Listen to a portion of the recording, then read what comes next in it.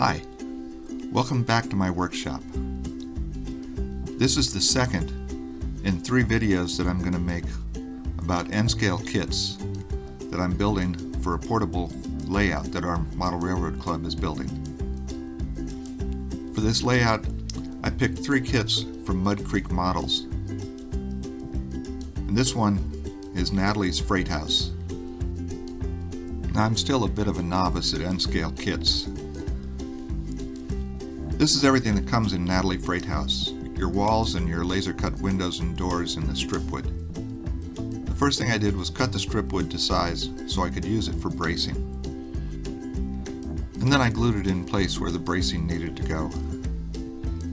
Next, I used my little Ponce wheel to put some nail holes in the building.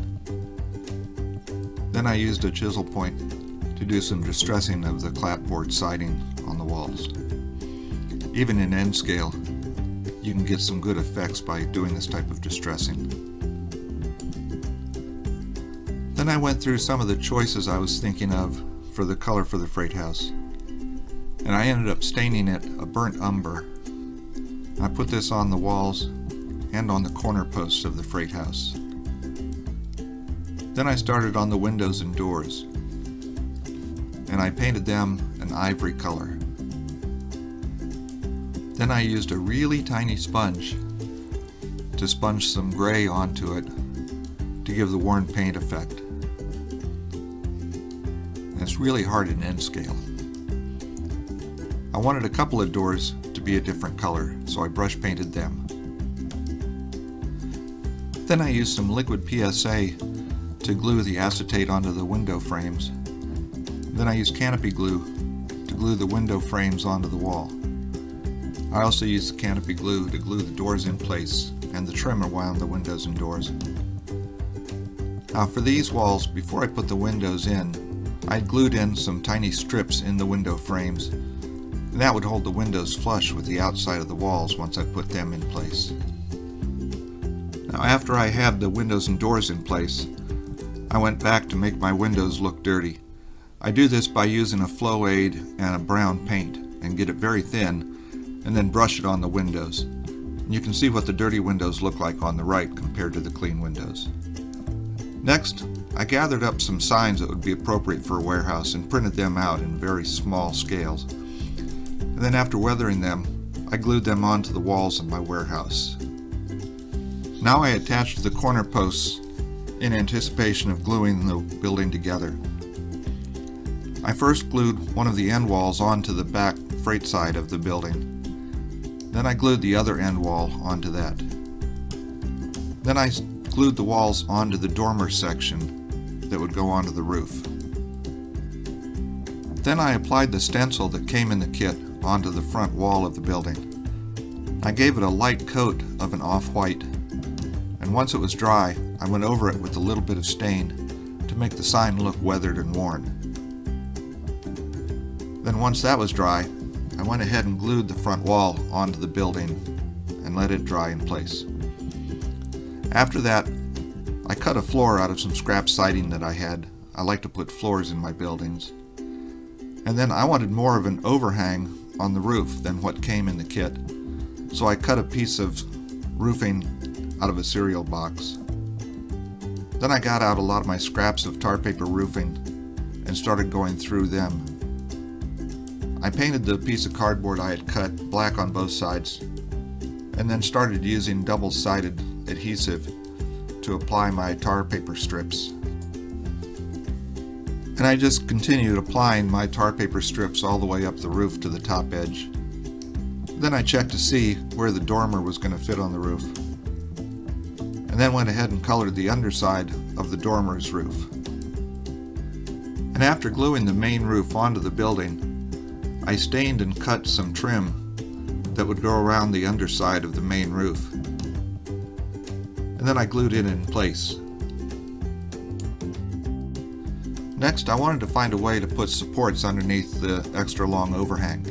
So I found some HO scale corbels I had, and with some trimming, they fit just right. So I went ahead and painted them an off-white, and then glued them in place underneath the overhang. And once they were all in place, I was happy with how it came out. The next thing I needed to do was put the trim on the underside of the dormer roof.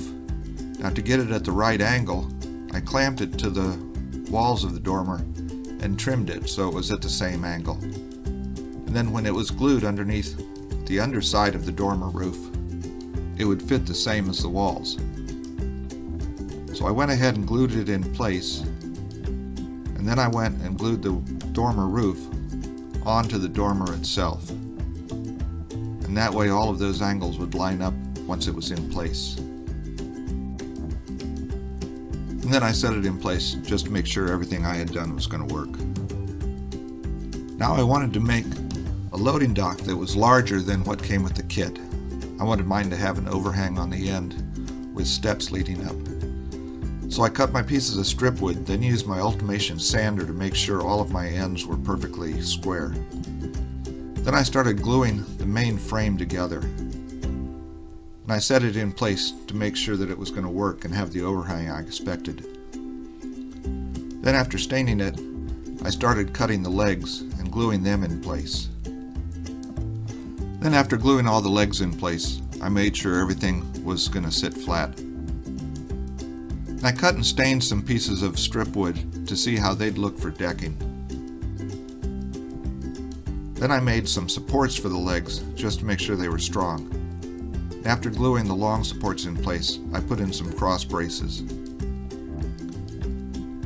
I checked to make sure everything was still going to sit right.